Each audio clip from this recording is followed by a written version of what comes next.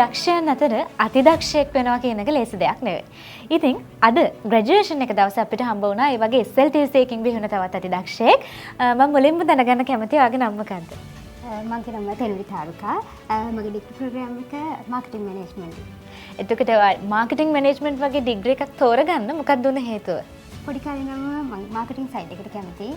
Specially branding.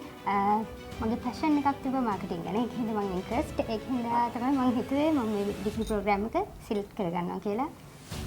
මගේ degree තිබ්බා. එතකොට දැන් අවුරුදු 4ක් වගේ කාලයක් ඇතුළත ලොකු මහන්සියක් වෙන්න තියෙන ඩිග්‍රී එක අද මේ විදිහට ලබා ගන්න. ඉතින් මේ ගමනේදී ඔයාට ඩිපාර්ට්මන්ට් එක පැත්තෙන් ලොකු සහයෝගයක් ලැබෙන්නේ නැති. ඒ ලැබුණ සහයෝගය ගැන මතක් කළා. ඔව් ඇත්තටම ඩිපාර්ට්මන්ට් එක පැත්තෙන් ලොකු සහයෝගයක් හම්බුණා. ස්පෙෂලි අපිට සපෝටිව් ලෙක්චර් පැනල් එකක් හිටියා.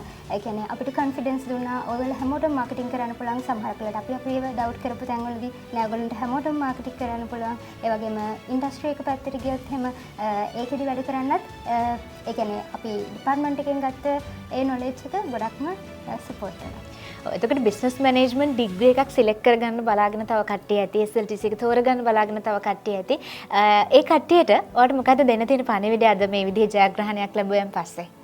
ඇත්තටම SLTC එක බිස්නස් මැනේජ්මන්ට් ඩිග්‍රී එකක් කරන්න හොඳයි. හොඳම ස්ථානයක්. ඒ වගේම තමයි ඒකට තමන්ගේ කැපවීම, ඒ කියන්නේ තමන් කොහොමද ඒකට එෆර්ට් එක දාන්නේ, ඒ දේවල් ඇත්තටම වැදගත්. ඒ කියන්නේ තමන් හරියට කරොත් ඇත්තටම හොඳ ජයග්‍රහණයක් ගන්න පුළුවන්. ඔව් අවසාන වශයෙන් මම අහන්න අද මෙඩල්ස් හම්බ වෙලා තියෙනවා. මොකටද මේ ජයග්‍රහණය අද හම්බ වෙන්නේ? එකක් academic excellence in marketing management, අනිත් එක slim brand gold excellence award in marketing management. මම හිතනවා ඔයාට හොඳ අනාගතයක් තියෙයි. ඉතින් ඉදිරි වැඩ කටයුතු සර්ව ප්‍රකාරයෙන් සාර්ථක වෙන්න කියලා ප්‍රාර්ථනා කරනවා.